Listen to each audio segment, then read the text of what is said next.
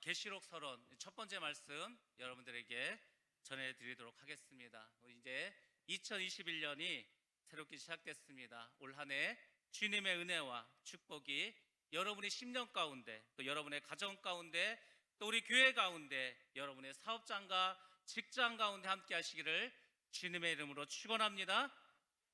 제가 이렇게 오늘 이곳에 와서 예배 드리는 것이 결국은 하나님의 인도하심이고 또 하나님의 계획하심이 있었음을 고백합니다. 그리고 우리 파주에 있는 예은께 성도들의 정말 희생어린 그런 눈물과 기도, 그리고 또 이곳 하늘성 성도들의 사랑과 기도가 있었기 때문에 제가 이 자리에 선 줄로 믿습니다.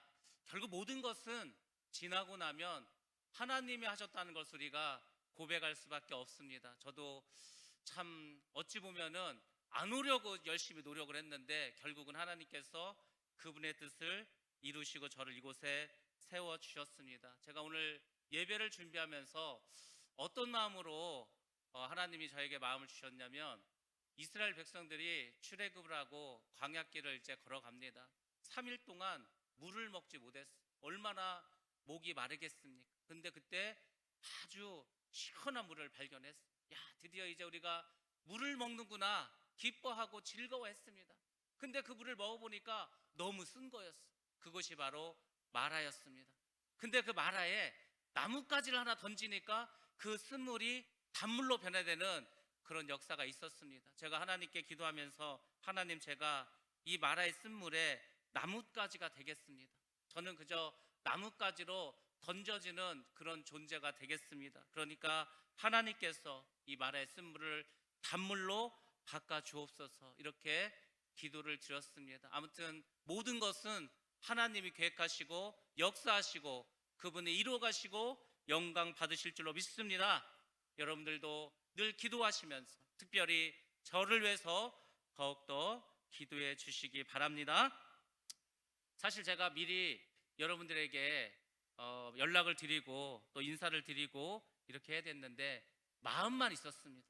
정말로 한 분 한 분께 연락을 드리고 또 전화를 드리고 해서 인사를 드리려고 했는데, 그래도 먼저 예배를 드리고 그 이후에 모든 성도분들에게 개별적으로 연락을 드리는 게 낫겠다 싶어서 일단 오늘 예배를 드리고 내일부터 한 분씩 연락을 드리면서 또 이렇게 면담을 하든지 상담을 하실 수 있는 분은 같이 만나서 이야기도 나누도록 하겠습니다. 아무튼 여러분들 정말 우리가 엄중한 때를 살아가고 있습니다. 여러분들 교회를 위해서, 가정을 위해서, 또 자녀를 위해서, 이 나라와 이 민족을 위해서 그 어느 때보다도 더 간절히 열심으로 기도해야 할 줄로 믿습니다. 여러분들이 잘 아는 것처럼 코로나 시대를 우리가 살아가고 있습니다. 그래서 이곳에도 이렇게 아크릴판이 있고 많은 분들이 예배를 드릴 수 없는 그런 상황을 우리가 맞이하고 있습니다. 코로나가 무엇일까? 결국 코로나는 마지막 시대를 열어주는 그런 눈과 같은 역할을 하지 않았나, 저는 그렇게 생각합니다. 여러분들 요즘 이 코로나 때문에 뭐 식당이라든지 마트라든지 아무튼 어느 건물이라도 들어가면은 꼭 먼저 해야 할 것이 있습니다. 무엇을 하죠? 열 체크를 해요. 근데 한번 가만히 보세요. 그 열 체크를 여러분은 어디로 하십니까? 좀 뭔가 큰 곳은 이마를 갖다 대야 돼요. 좀 작은 것은 손을 갖다 대요. 저는 그 열 체크를 할 때마다 생각합니다. 짐승의 표가 머리에 이마나 손에 짐승의 표를 받는다고 하는데 우리에게 지금 그걸 연습시키고 있지 않는가, 이런 생각을 하게 됩니다. 그리고 우리가 원하던 원치 않던 정부가 우리를 감시하고 통제합니다. 우리가 사실 어디에 갔는지, 누구를 만났는지 모든 것을 알 수가 있는 그런 세상이 되고 말았습니다. 어찌 보면은 아직까지 그렇게 우리가 환난과 핍박이 있는 세상이라고 그렇게 볼 수는 없지만, 뭔가 예수 믿는 것이 예전만큼 자유스럽지 않은 그런 때를 우리가 살아가고 있습니다. 결국 이렇게 해서 정말 마지막 세대로 들어가는 것이 아닌가, 마지막 세대로 들어가면은 환난과 핍박이 더 심해지고 결국 예수님이 오심으로 그 모든 것이 끝나게 되는데, 우리가 살아가는 세상이 이제 그렇게 한 걸음 한 걸음 나아가는 것 같습니다. 여러분이 잘 아는 것처럼 이제 예수를 믿는 우리는 정말 어려운 상황에 빠지기 시작했습니다. 첫 번째로는 기본적인 종교의 자유가 침해되고 있습니다. 가장 대표적인 게 예배를 자유롭게 드리지 못하고 있습니다. 우리나라에 많은 교회가 있습니다. 8만여 개의 교회가 있는데 자유롭게 예배 드리는 교회가 없습니다. 그래서 우리는 정말 자유롭게 하나님께 예배 드리겠다, 그렇게 담대하게 선포하고 예배 드리는 교회들이 있습니다. 우리가 잘 아는 것처럼 부산 세계로 교회 있습니다. 그리고 예수 비전교회, 그리고 은평제일교회, 뭐 이런 교회들이 있습니다. 근데 이 교회들 다 어떻게 됐죠? 결국은 교회가 시설 폐쇄되는 그런 일을 당하고 말았습니다. 예배를 예배되게, 정말 하나님을 하나님 되게 해야 하는 것이 주를 믿는 우리들이 해야 할 일이 있는데, 예배 드리는 것 자체가 어렵고 예배 드리는 것 자체가 범법 행위가 되는 그런 세상이 되고 말았습니다. 솔직히 중국이나 북한 이야기라고 생각했는데 오늘 2021년 한국의 상황이 되고 말았습니다. 또 우리가 잘 아는 것처럼 올해는 어떻게 해서든지 차별금지법을 통과시키려고 하는 것 같습니다. 대전 유성을에 이상민 의원이 있는데, 이상민 의원이 이제 국회의원 한 30명을 모아가지고 입법을 하려고 합니다. 그래서 이제 차별금지법을 올해는 이제 통과시키려고 하려는 것 같습니다. 예수를 믿는 사람들이 그동안 반대했기 때문에 계속 막아왔어요. 근데 법을 약간은 고쳐서 조금 약화시킨 법이라도 통과시키려고 하는 것 같아요. 일단 통과시키고 나중에 수정하고 보완하면 되기 때문에. 이 차별금지법이 통과되면 우리 교회는 또 엄청난 어려움을 겪게 되고 맙니다. 우리가 잘 아는 것처럼 미국 하원의 의장인 낸시 펠로시라고 하는 여자가 있습니다. 이 사람이 얼마 전에 이렇게 이야기했습니다. 미국에서 가족관계 용어 입법을 해야 되겠다. 가족관계에 용어가 있는데 그걸 바꾸는 법을 만들겠다는 거예요. 쉽게 말해서 아빠를 남자한테 아빠라고 하고 여자한테 엄마라고 하는데 그걸 바꾸겠다는 거예요. 그러면 도대체 아빠를 뭐로 불러야 되고 엄마를 뭐로 불러야 되겠어? 소년을 보이라고 하고 또 소녀를 걸이라고 하는데 그렇게 부르지 말라는 거예요.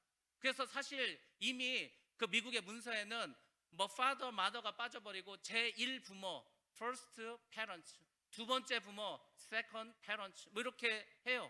남자 여자 구별이 없어. 이런 세상으로 나아가고 있습니다. 성을 파괴시키는 거예요. 가정을 파괴시키는 겁니다. 결국 하나님의 창조 질서도 파괴시키는 그런 세상으로 가고 있습니다. 얼마나 엄중한 세상이고 우리가 정말 깨어 있어야 할 때인가 생각하셔야 돼요. 제가 오늘 그 생각이 들더라고요. 러시아가 황제가 있었으면 짜르라고 하는 황제가 있었어요. 근데 어느 날 거기에 이제 혁명이 일어나서 공산당들이 권력을 차지하게 됩니다. 그때 교회 지도자들은 무엇을 하고 있었는가? 나라를 위해서 기도했을까요? 백성들을 위해서 기도했을까요? 하나님의 교회를 위해서 기도했을까요? 그렇지 않았습니다. 교회 지도자들이 모였어요. 그리고 막 다투는 거예요. 싸우는 거예요. 뭘 갖고 싸우는가? 바늘이 있는데 그 바늘 끝에 천사가 몇 마리나 올라갈 수 있을까? 몇 명이나 그 바늘 끝에 천사가 올라갈 수 있을까? 그거 갖고 싸웠어요. 한 명이 올라가던 100명이 올라가던 그게 뭔 상관이 있죠? 전혀 쓸데없는 거 가지고 싸웠다는 거예요. 그게 뭐죠? 영적으로 잠자고 있다는 거예요. 오늘날 많은 교회들이 이렇게 어려움을 당하고 교회가 외부적으로 핍박을 당하고 있는 이때에 우리가 깨어서 교회를 위해서 우리의 어떤 생존을 위해서 기도해야 될 때인데, 정말 그 러시아의 교회 지도자들이 바늘 끝에 천사 몇 명 올라가는 걸 가지고 싸우는 것처럼 아무 의미 없는 걸 가지고 싸우고 있는 것을 우리는 보게 됩니다. 우리는 깨어나야 합니다. 새롭게 각성해야 됩니다. 우리가 지금 그럴 때가 아닙니다. 우리는 정말 이제 다시금 복음으로 일어서고 정말 다시 믿음으로 일어서고 보혈의 피가 우리 가정과 우리 교회와 우리 삶 가운데 차고 넘치기 위해서 날마다 기도하셔야 할 때가 이미 우리에게 도래했습니다. 그러므로 여러분들 기도하시기 바랍니다. 2021년도는 무엇보다도 기도에 힘쓰셔야 돼요. 저는 자기 전에 기도합니다. 요즘은 자다가 잘 깨요. 생각이 많아서. 자다가 깨면 또 기도해요. 그러다 또 어때 잠이 들어요. 또 아침에 깨면 또 기도를 합니다. 그래서 계속 주님과 동행하려고 해요. 그래서 주님께서 주시는 마음을 유지하려고 합니다. 주의 종만 그러는 게 아니고 예수를 주로 믿는 모든 사람들은 이제 그렇게 살아가야 할 때가 왔습니다. 여러분, 하나님은 반드시 올 한 해 우리를 다시 회복시켜 주실 것입니다. 우리의 믿음도 회복시켜 주시고 우리 교회도 회복시켜 주시고 여러분의 가정도 회복시켜 주실 줄로 믿습니다. 그리고 그분의 놀라우신 능력으로 우리 모두를 축복해 주실 줄로 믿습니다. 그러니까 여러분들은 어떻게 사셔야 되겠죠? 깨어서 기도하면서, 그리고 우리의 삶은 이제 기뻐하시면서 살아야 됩니다. 감사하면서 살아야 됩니다. 여러분의 삶을 하나님께서, 주님께서 인도하실 수 있도록 여러분 모두가 그렇게 살아가야 합니다. 그것이 하나님의 명령이에요. 이 명령이 데살로니가 전서 5장 16절과 18절에 이렇게 나와 있습니다. 함께 읽겠습니다. 시작. 항상 기뻐하라, 쉬지 말고 기도하라, 모든 일에 감사하라. 이것이 그리스도 예수 안에서 너희를 위한 하나님의 뜻이니라. 아멘.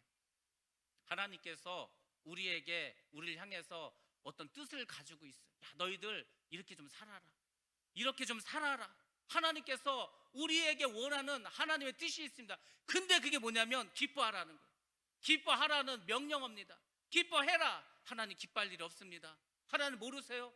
우리가 지금 얼마나 힘들고 어렵고 다 웃음이 사라진 그런 세상인데 우리가 어떻게 기뻐하며 살겠습니까?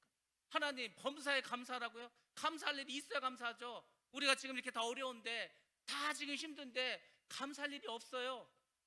그래서 이 말씀은 마지막 때를 살아가고 있는 우리에게 주신 말씀입니다. 너희들 지금 기뻐할 일 없지? 그러니까 기뻐해.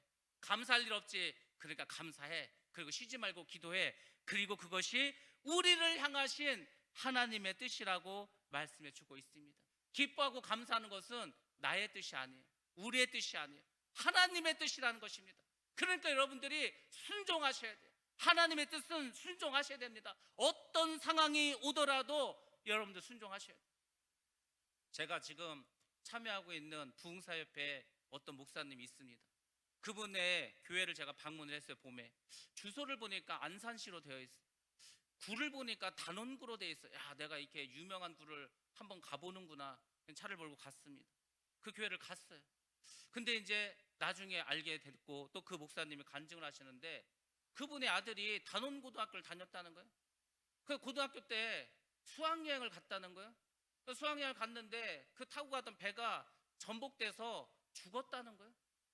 세월호에 탔어요. 그 아들이, 하나밖에 없는 아들이. 이분이요, 그때 막 부흥사를 한참 막 말씀을 전하러 다니고 항상 집회를 다니는 분인데 그런 일을 당했어요. 얼마나 마음이 아프겠어요. 아들이 배 밖으로 나오지 못했어요. 그 배와 함께 수장되고 말았어요. 여러분들 어떠실 것 같아요? 잠이 오겠어요? 여러분 웃을 수 있을 것 같아요? 얼마나 괴롭겠어요. 근데 하나님께서 기도하는데 이 목사님에게 명령을 내립니다. 너 지금 괴롭고 힘들지? 너 아주 힘들고 어렵지? 너 그러니까 가서 저기 웃음 치료사 그 자격증 따라. 안에 지금 웃을 일이 있어요? 아들이 지금 시체도 못 찾고 있는데, 근데 하나님께서 그 자격증을 따라하는 거예요. 가서 하나님은 꼭 우리를 그렇게 한다는 거예요. 아, 막 난 괴로워 죽겠는데 지금 웃음이 나오냐고. 근데 하필이면 따라하는 자격증이 웃음 치료사, 그거 따라하는 거예요. 순종해서 학원을 다녔어. 웃음 치료사를 땄어. 그리고 이제 집회를 다니면서 항상 웃음을 전해요. 항상 기뻐하라고 전해요. 그러다가 이제 아들의 시체를 찾았다는 연락을 받았어. 그 이제 시체를 봤는데 세상에 물고기들이 이 시신을 막 뜯어먹어가지고 흉측한 얼굴이 되었어. 그 모습을 보고 이 목사님 자기도 모르게 쓰러져 버렸어. 덩치도 큰 목사님이었는데. 근데 그때 하나님께서 말씀하십니다. 걱정하지 마. 네 아들 지금 나하고 있어. 하늘나라에서 아주 평안하게 있어. 그러니까 너는 더 열심히 나가서 사람들에게 전해라. 기뻐하라고 전해. 감사라고 전해. 그리고 너도 기뻐하면서 살아. 네가 정말 사람들에게 웃음을 전해주면서 살아가라. 그래서 그분은 정말 이 데살로니가 전서 5장의 말씀이 그분의 어떤 사명의 말씀이 되었어요. 항상 가면은 사람들에게만 웃음을 전해. 이분은 유니폼이 뭔지 아세요? 양복이 빨주노초 파남보 세트로 되어 있어요. 모자부터 양복부터 넥타이에서 구두까지 세트로 색이 되어 있어요. 어떨 때는 노란색, 어떤 새는 뭐 초록색, 그렇게 해서 입고 다니죠. 늘 웃어요. 아주 얼굴이 스마일이에요, 스마일. 그래서 이분이 집회 가시면 야, 저분은 얼마나 하나님 복을 주시고 얼마나 하나님 하면 저렇게 항상 웃으면서 살까, 다 그렇게 궁금해요. 근데 이분이 집회를 하시면서 우리 아들 세월에서 죽었습니다, 그 얘기를 하면은 또 듣고 있는 사람들이 더 울어요. 근데 그분이 말씀하십니다. 내 아들은 지금 하늘나라에서 하나님과 함께 있습니다. 저는 그냥 하나님의 그 명령을 순종하면서 살아가려고 합니다. 열심히 지금 집회를 다니고 있습니다. 여러분들 지금 참 사는 게 힘드시죠? 어렵죠? 괴롭죠? 힘들죠? 그러니까 기뻐하시라는 거예요. 믿지 않는 사람들은 웃을 일이 없어요. 개그 콘서트도 없어졌어요. 지금 TV 프로에 웃을 만한 게 별로 없는 것 같아요. 하나도 없는 것 같아요. 사람들의 얼굴에서 웃음이 다 사라져 버렸습니다. 그럼 예수를 믿는 우리는 어떻게 되겠죠? 같이 막 괴로워해야 되냐? 그렇지 않습니다. 여러분들 기뻐하시기 바랍니다. 기뻐할 게 없어요. 그러니까 기뻐하라는 거예요. 그래서 하나님이 명령을 하시는 것입니다. 항상 기뻐하시고 감사하시고 그렇게 모든 것을 주님께 맡기시고 날마다 나아가시기 바랍니다. 반드시 하나님께서 여러분들 축복하시고 여러분의 삶을 변화시켜 주시고 여러분의 삶을 천국으로 변화시켜 주실 줄 믿습니다. 제가 그동안 이곳에 있으면서도 요한계시록 강해를 수요일마다 드렸습니다. 제가 다 하지는 못했어요. 사실은 천년왕국과 영원한 천국에 대해서는 말씀을 드리지 못했는데 대략 한 번 끝냈습니다. 파주에서도 수요일마다 요한계시록에서 이제 한 번 다 끝냈습니다. 그래서 오늘부터 두 번째로 이제 요한계시록을 시작하려고 합니다. 두 번째는 더 깊이 들어가야 돼요. 왜냐하면 이제 막 눈에 보이지 않아요? 지금 마지막 세상이 우리에게 왔다는 게 막 느껴지지 않아요? 그래서 더 자세히 말씀을 드리려고 합니다. 왜? 이미 너무 우리 주변에서 많은 징조들이 나타나고 있기 때문에 여러분들이 이 시대를 진단하셔야 됩니다. 병원에 가면 의사가 제일 먼저 뭐 하죠? 피를 뽑고 또 소변 검사를 하고 엑스레이를 찍고 왜 하죠? 그거를 진단하는 거 아니에요? 여러분들 지금 이 세상이 어떤지 진단해야 될 거 아니에요? 한국은 왜 이럴까? 미국은 지금 왜 이럴까? 전 세계는 왜 이럴까? 코로나는 왜 생겼는가? 진단을 하셔야 됩니다. 그리고 기름과 등불을 준비하셔야 되는 거예요. 여러분 예수님이 할 일 없어서 그 지혜로운 다섯 처녀와 어리석은 다섯 처녀 비유를 성경에 말씀하신 게 아니라니까요. 예수님이 하신 그 말씀하신 데 이유가 있는 거예요. 신랑이 더디 오거든요. 다 졸고 있는 거예요. 졸지 말라는 거예요. 지혜로운 자는 기름 등불 준비해야 되는 거예요. 기름을 준비하셔야 돼요. 그 기름이 뭐죠? 믿음 안에 믿음. 여러분 천국 뭘로 가세요? 뭘로 가실 거예요? 천국 돈 주고 가실 거예요? 비행기표 끊어서 가실 거예요? 아니라니까. 믿음이 있어야 간다니까. 그 믿음이 기름 아니에요? 그 언제 준비하실 거예요? 언제? 주님이 막 오시고 있는데 준비하실 거 아니에요? 지금 빨리. 그래서 여러분들이 기름 등불을 준비해야 합니다. 그리고 미혹이 많은 세상, 유혹이 많은 세상, 이거에 대비해서 여러분들이 날마다 지혜를 구하셔야 됩니다. 그래서 제가 계시록의 말씀을 수요일 때마다 계속 말씀을 드릴 겁니다. 언제까지 그러면은 요한계시록을 할 거예요? 저한테 물으면 주님이 오실 때까지 하겠습니다. 주님이 오시는 그날까지 수요일은 계속해서 두 번째, 세 번째, 네 번째에서 하려고 해요. 왜 그런지 아세요? 여러분들이 잊지 말라고. 주님이 오신다는 거 잊지 말라고. 어떤 목사님이 아들 이름을 줬는데 이름이 재림이에요. 재림. 그 왜 재림인 줄 아세요?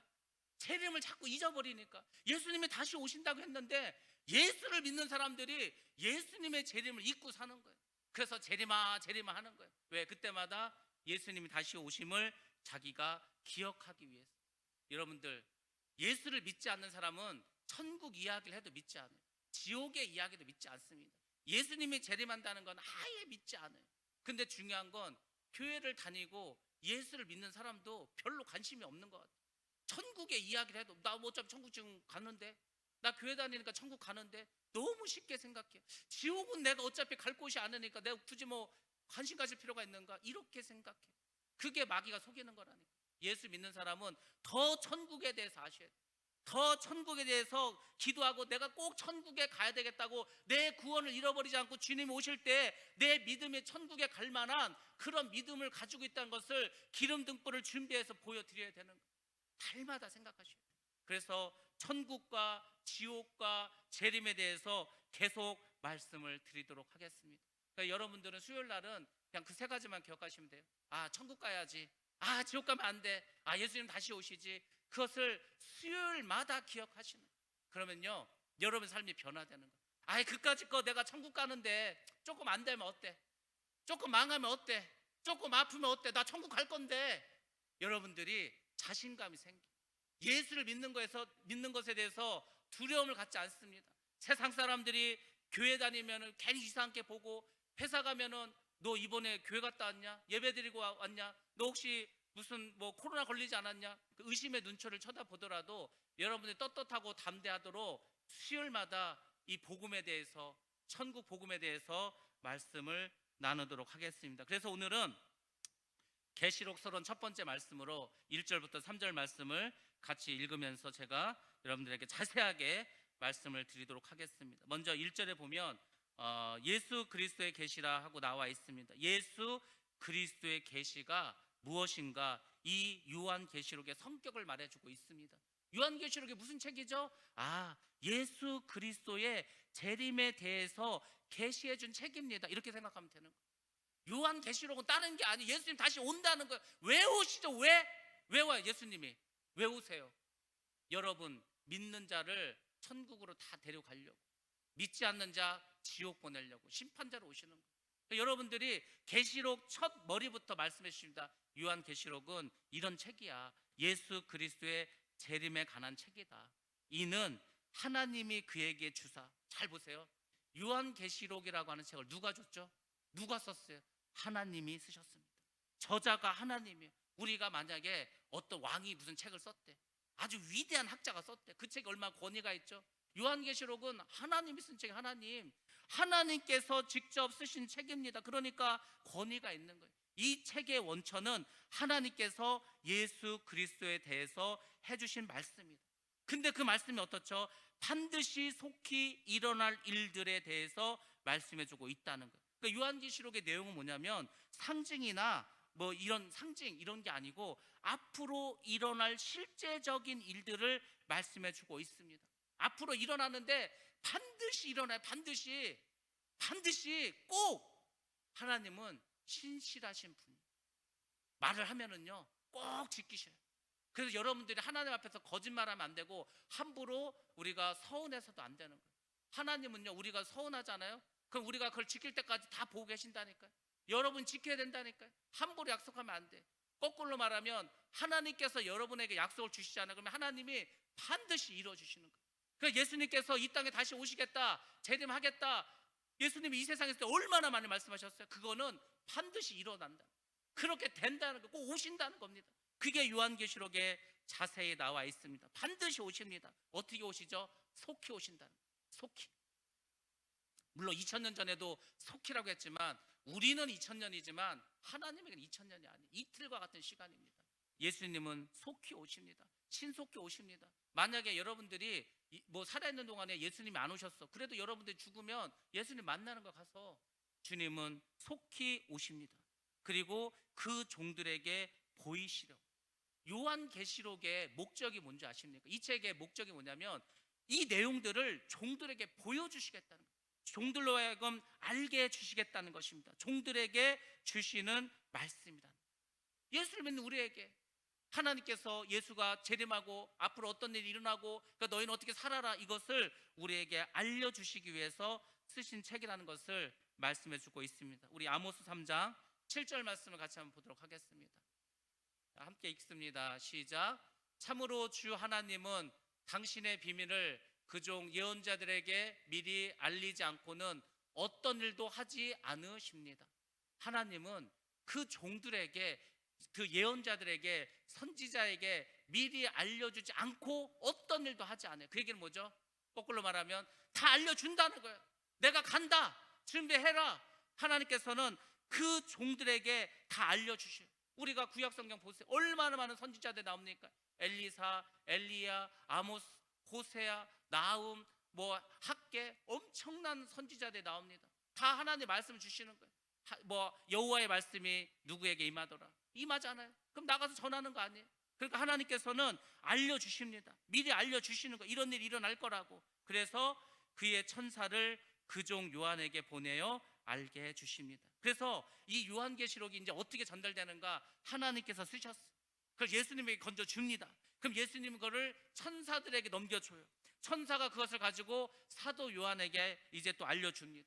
그리고 사도 요한은 주의 종들에게 이 말씀을 전파합니다.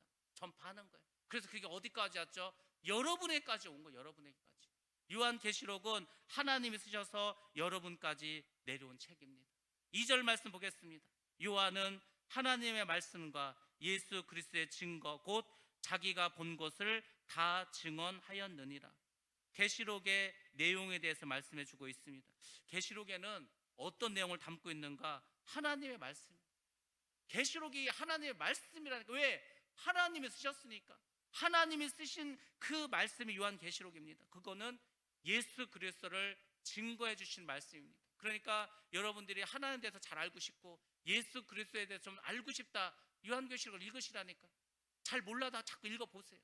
그리고 두 번째 내용은 사도 요한이 본 것에 대해서 기록해 주고 있습니다. 이게 상징이 아니고 상상도 아니에요.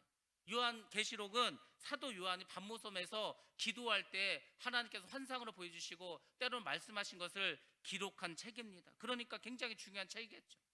3절 말씀 보겠습니다. 이 예언의 말씀을 읽는 자와 듣는 자와 그 가운데 기록된 것을 지키는 자는, 이렇게 나와 있습니다. 요한계시록은 축복의 책이라는 것입니다. 축복의 책. 누가 축복을 받는가? 읽는 자. 요한계시록을 읽는 자는 계시록을 가르치는 자를 말합니다. 또 이 말씀을 듣는 자는 배우는 자를 말씀해 주고 있습니다. 그럼 지키는 자는 누구인가? 가르치는 자와 배우는 자를 통틀어서 지키는 자라고 말씀해 주고 있습니다. 근데 이 사람들이 어떻게 된다는 거죠? 복이 있다는 거. 복. 하나님은 복의 근원이 되십니다. 여러분들 예수 믿고 복 받으셔야 되는 거예요. 그게 뭐 세상적으로 잘 되고 돈 많이 벌고 뭐 출세하고 이런 복만을 말하는 게 아니에요. 일단 하나님은 우리에게 무슨 복을 주시는지 알아요? 가장 중요한 복. 여러분 어떤 복이 가장 중요하고 가장 소중한 복이죠? 복 중에 가장 최고의 복. 나는 이 복이면 된다. 딴 거 다 필요 없다. 저는 구원의 복이에요. 구원의 복. 구원같이 중요한 게 있어요. 이 세상에 태어나서 우리가 한 것 중에 가장 중요한 게 뭐죠? 예수 믿고 구원받는 거 아니에요? 그거보다 더 큰 복이 있어요. 이 세상에서 잘 살면 뭐예요? 이 세상 건강하면 뭐예요? 이 세상에서 많이 가지면 뭐예요? 죽어도 지옥 가면 뭔 의미가 없잖아요. 여러분들이 이 세상에서 구원의 복을 받는 거 가장 큰 복입니다. 그 복을 하나님이 주시는 거예요. 그 복만 주시나요? 아니라니까요. 이 세상을 살아가려면 여러분들에게 필요한 것이 있습니다. 여러분의 마음에 소원이 있습니다. 기도하시라니까요. 두드리라니까요. 구하라니까요. 제발 하나님께서 그 예수님께서 말씀하신 좀 구해야 줄 거 아니야? 문을 좀 두드려야 줄 거 아니냐? 니네가 좀 찾아봐. 그래야 찾을 거 아니야?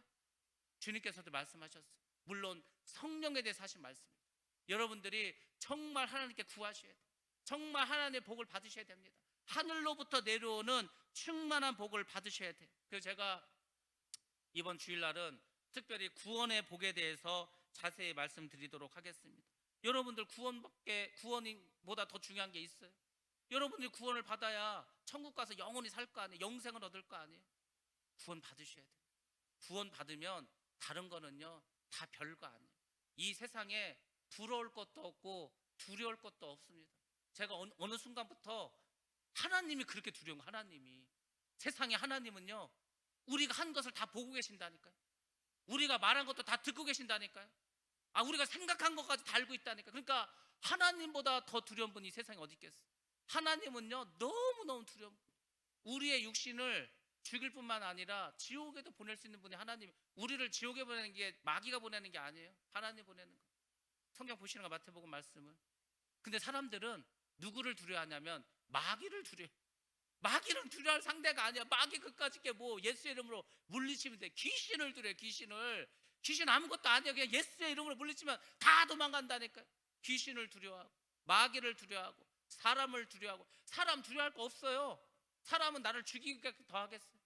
사람이 나를 지옥 보내는 아니라니까요. 사람이 나에게 할 수 있는 최고의 형벌은 나를 죽이는 거예요. 뭐 죽이면 천국 가면 될 거 아니에요. 사람도 두려울 존재가 아닙니다. 정말 두려워할 분은 하나님.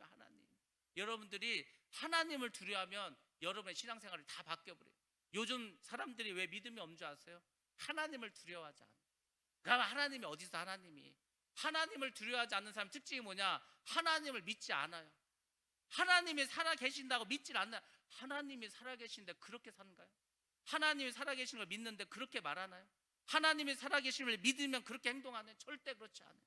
우리는 내가 하나님을 믿고 정말 주님의 자녀가 되고 그분의 뜻에 순종하며 살아가겠다, 그렇게 고백했다면 정말 하나님을 두려워하셔야 됩니다. 여러분들이 계시록을 공부하면서 계시록의 말씀을 배우면서 정말 하나님을 두려워하세요. 그러면 하나님이 여러분들에게 그 구원의 복을 허락하십니다. 정말 하나님이 원하시는 거룩한 삶을 살 수 있어요. 이 거룩이라는 게 얼마나 좋아요. 거룩. 하나님이 말씀하신 내가 거룩하니 너희도 거룩해라. 좀 거룩하게 좀 살아봐라. 거룩한 게 다른 게 아니라 그랬잖아요. 믿지 않는 사람하고 구별되게 사는 거야. 구별되게 다르게. 여러분들 지금 속한 그곳에서 야 쟤는 교회 다녀갖고 우리랑 좀 달러, 이런 소리 들어요? 아니면은 쟤는 교회 다닌다는데 어째 우리하고 똑같냐? 이런 소리를 들으십니까? 여러분들은요 달라야 돼요. 달라야 여러분들이 거룩한 삶을 사는 것입니다. 여러분들 오늘 계시록을 배우면서 또 앞으로 이제 계속해서 계시록의 말씀을 드리겠지만은 읽는 자와 듣는 자와 지키는 자가 복을 받습니다. 여러분들이 이 복을 다 누리시기 바랍니다. 그래서 제가 오늘 마지막으로 여러분들에게 계시록, 요한 계시록에 들어있는 7가지의 축복의 말씀에 대해서 여러분들의 말씀을 드리도록 하겠습니다. 잘 기억하시고, 야 이게 요한계시록이 이렇게 축복의 말씀이었구나, 요한계시록에 이렇게 축복이 많이 들어있구나 깨달으시기 바랍니다. 요한계시록이야말로 마지막 때의 복음서예요. 복음서. 우리가 구원받고 예수 믿고 정말 다시 오실 그 주님을 바라는 단장한 신부와 같은 삶을 살기 위해서라도 여러분들 이 복을 다 받으셔야 합니다. 첫 번째는 계시록 1장 3절 말씀입니다. 요한계시록 3장 1절 말씀. 자, 같이 봅니다. 시작. 이 예언의 말씀을 읽는 사람과 듣는 사람들과 그 안에 기록되어 있는 것을 지키는 사람들은 복이 있습니다. 그때가 가까이 왔기 때문입니다. 읽고 또 듣고 순종하는 자가 복을 받습니다. 두 번째, 요한계시록 14장 13절 말씀입니다. 자, 같이 보겠습니다. 시작. 나는 또 하늘에서 들려오는 음성을 들었습니다. 기록하여라. 이제부터 주님 안에서 죽는 사람들은 복이 있다오다. 주님 안에서 죽는 사람들 복이 있습니다. 여러분들 죽더라도 주 안에서 죽기 바랍니다. 제가 몇 번 장례 예식을 치렀습니다. 그분들이 다 주 안에서 죽으셨어요. 주 안에서 죽었으니까 물론 장례식은 슬프죠. 마음이 아프죠. 얼마나 슬프고 괴로워요. 황망하죠. 그렇지만 그 안에 소망이 있습니다. 왜? 아, 주님 안에서 죽었으니까 천국에서 살아 계시겠구나. 천국에서 살아 계시니까 내가 나중에 만날 수 있는 소망이 있구나. 그렇기 때문에 여러분들이 기뻐하시고 주 안에서 죽는 자가 되어야 합니다. 세 번째는 계시록 16장 15절 말씀입니다. 자, 같이 봅니다. 시작. 보아라, 내가 도둑처럼 올 것이다. 깨어 있어라. 자기 옷을 갖추어 입고 벌거벗은 몸으로 돌아다니지 않으며 자기의 부끄러운 것을 남에게 보이지 않는 사람은 복이 있도다. 깨어서 옷을 지키는 자, 이 사람이 복을 받는 자입니다. 나중에 가면은 세마포를 잃어버린 사람이 있어요. 세마포가 있어야 주님 오실 때 같이 공중으로 올라가서 천국 잔치에 참여하는데 세마포가 없으면 거기 못 들어가는 거예요. 못 들어가면 어떻게 되는 줄 아세요? 슬피 울며 이를 갈미 있는 것입니다. 여러분들이 나에게 주신 세마포를 잊어버려서는 안 돼요. 없으면 돈 주고 사야 돼요. 꼭 그렇게 하셔야 여러분들이 주님을 맞이할 수가 있습니다. 네 번째 말씀입니다. 계시록 19장 9절 말씀입니다. 함께 봅니다. 또 그 천사가 나에게 말하였습니다. 어린 양의 혼인잔치에 초대를 받은 사람은 복이 있다고 기록하여라. 그리고 또 말하였습니다. 이 말씀은 하나님의 참된 말씀이라. 어린 양의 혼인잔치에 초청단 자가 복이 있는 자입니다. 혼인잔치를 하는, 여러분 결혼식 할 때 아무 결혼식 막 가나요? 결혼식 갈 때 뭘 받아야 가는 거예요? 청첩장을 받아야 가는 거 아닙니까? 여러분들이 이제 어린 양이 혼인잔치를 벌이십니다. 예수께서 이 땅에 오셔요. 혼인잔치를 벌이십니다. 그때 여러분들이 초청을 받으셔야 되는 거예요. 초청을. 안 그러면 다 문 밖에 있어야 되는 거예요. 문 밖에 있으실 거예요? 아니면 혼인잔치에 들어가 계실 거예요? 여러분들 정말 이 복을 누리시기 바랍니다. 결국 다 천국 간다는 말씀을 해주고 있습니다. 다섯 번째 보겠습니다. 계시록 20장 6절 말씀입니다. 이 첫째 부활에 참여한 사람은 복이 있고 또 거룩합니다. 첫째 부활, 첫째 부활에 참여하셔야 돼요. 사람은 다 죽습니다. 여기 안 죽을 분 있으세요? 물론 내가 살아있는데 예수님께서 오셨어요. 그러면 죽음을 맛보지 않고 바로 천국으로 가겠죠. 대부분 사람들은 육신의 이 진이 닿으면은 결국 죽고 맙니다. 근데 이 사람들이 예수님께서 이 땅에 재림하실 때 부활하게 돼요. 첫 번째 부활입니다. 예수를 믿어야 부활할 거 아니에요. 예수를 믿어야 아무나 다 부활하나요? 예수를 믿어야 되는 거예요. 그래서 예수를 믿고 첫째 부활에 참여한 자는 복이 있다고 말씀해 주고 있습니다. 여섯 번째 말씀입니다. 계시록 22장 7절 말씀입니다.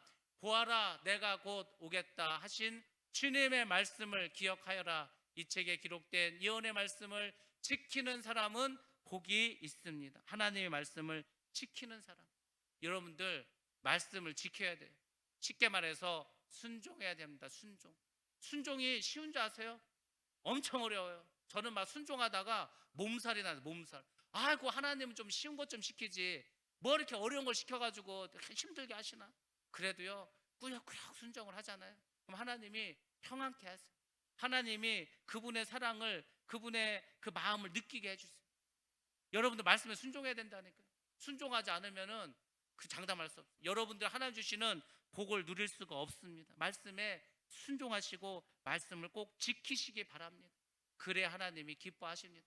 제가 시간이 많으면 그냥 조금 잘못 하다가 또 회개하고 돌아왔다가 뭐 이렇게 하라고 이렇게 말씀드리고 싶은데 시간이 없어요. 시간이 주님 오실 날이 머지 않아서 언제 죄짓고 언제 회개하고 또 언제 돌아오고 하겠어요. 그냥 지금부터 순종하고 사시길 바랍니다. 여러분들 살만치 사시지 않았어요? 뭐 20살이면 그래도 20년 살지 않았습니까? 20년 동안 뭐 하고 싶은 거 어지간히 하고 살지 않았어요? 그러니까 세상의 미련을 갖지 말고, 세상의 부러움을 갖지 말고, 믿음 안에서, 말씀 안에서, 성령 안에서 말씀을 지키면서 그냥 살아가세요. 하나님 기뻐하십니다. 하나님이 복을 주십니다. 내 마음대로 살아가는 것보다 훨씬 더 큰 복을 우리가 말씀에 순종하면 하나님이 내려주십니다. 무엇으로? 그분의 복으로, 축복으로. 그런 축복을 다 받으시기 바랍니다. 마지막 일곱 번째입니다. 계시록 22장 14절 말씀 함께 읽습니다. 생명나무에 이르는 권리를 차지하려고, 그리고 성문으로 해서 도성에 들어가려고 자기 겉옷을 깨끗이 빠는 사람은 복이 있도다. 두루마기를 빠는 사람이 복이 있습니다. 두루마기를 입고서, 세마포를 입고서 들어가야 되는데 때가 묻었어. 여러분 옷이 때 묻으면 어떻게 하죠? 뭐 어떻게 해야 돼요? 빨아야 될 거 아니에요? 빨아야죠. 여러분들 그 세마포를, 여러분의 심령의 세마포를 빨아야 되는 거예요. 뭘로 빨죠? 그리스도의 보혈의 피로. 회개하라는 거예요. 회개하는 게 얼마나 큰 복인 줄 아세요? 저는 살면서 정말 하나님의 마음을 알고, 정말 하나님 기뻐하시고, 하나님이 이런 분이구나, 하나님에 대해서 정말 제대로 알았을 때가 언젠가, 회개할 때. 세상에 회개를 했더니 하나님이 그 하나님의 비밀을 알려주시는, 하나님이 어떤 분이라는 것을 너무 자세하게 알려주시더라고요. 제가 오늘 말씀드린 이 7가지의 계시록의 축복, 여러분들이 나중에 받을 복이 아니고 지금부터 누리시기 바랍니다. 지금부터 순종하시고, 지금부터 세마포를 열심히 빠시고, 지금부터 순종하면서 살아가시기 바랍니다. 반드시 주님의 은혜와 또 능력이 여러분에게 다 임할 줄로 믿습니다. 여러분들 모두가 2021년 새로운 한 해가 시작되고 벌써 많은 시간이 흘렀습니다. 10일 이상의 시간이 흘렀어요. 여러분 더 기도하시고 말씀으로 새로워지시고, 정말 올 한 해 이 계시록의 말씀을 통해서 여러분들 더 하늘나라를 소망하면서 그렇게 살아가시기 바랍니다. 하나님께서 반드시 여러분을 복주시고 여러분의 삶을 풍성한 삶으로 인도해 주실 줄로 믿습니다. 우리 이 시간에 같이 동성으로 기도하는 시간 갖도록 하겠습니다. 제가 기도의 제목을 몇 가지 여러분들에게 드리도록 하겠습니다. 이 기도의 제목을 잘 기억하시고 기도해 주시기 바랍니다. 첫 번째로는, 하나님, 우리 모두를 이 위기에서 구원하소서. 정말 큰 위기 가운데 우리가 살아가고 있습니다. 여러분들, 하나님이 건져주시지 않으면 그 누구도 건질 수가 없습니다. 하나님, 우리 모두를 이 위기에서 구원하여 주옵소서. 두 번째입니다. 하나님, 우리 교회를 사랑으로 회복시켜 주옵소서. 찢어진 것을 싸매 주시고, 흐트러진 것을 다시 모아주시고, 우리 교회 사랑으로 회복시켜 주옵소서. 여러분들 기도하셔야 됩니다. 세 번째, 하나님, 우리 가정을 믿음의 가정으로 하나 되게 하옵소서. 아직도 우리 가족 중에 예수를 모르고 예수를 믿지 않는 자가 있다면 올 한 해는 정말 그 가족을 위해서 간절히 기도하시기 바랍니다. 그게 부모님이 됐던 자녀가 됐던 형제가 됐던 누가 됐던 간에 예수를 믿지 않는 우리 가족이 있으면 정말 그 가족을 위해서 열심히 기도하셔서 믿음의 가정이 되시길 바랍니다. 네 번째 기도 제목입니다. 하나님, 이 나라와 이 민족을 불쌍히 보시고 복음으로 통일되게 하옵소서. 우리가 빨리 통일이 돼야 됩니다. 무력 통일도 필요 없고 다 소용없습니다. 복음으로 통일되게 하옵소서. 복음 통일을 위해서 기도해 주시기 바랍니다. 마지막 다섯 번째입니다. 하나님, 우리 사업장과 직장을 복되게 하여 주옵소서.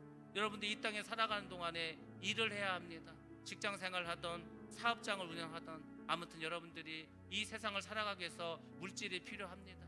물질은 중요합니다. 물질은 더러운 것이 아니에요.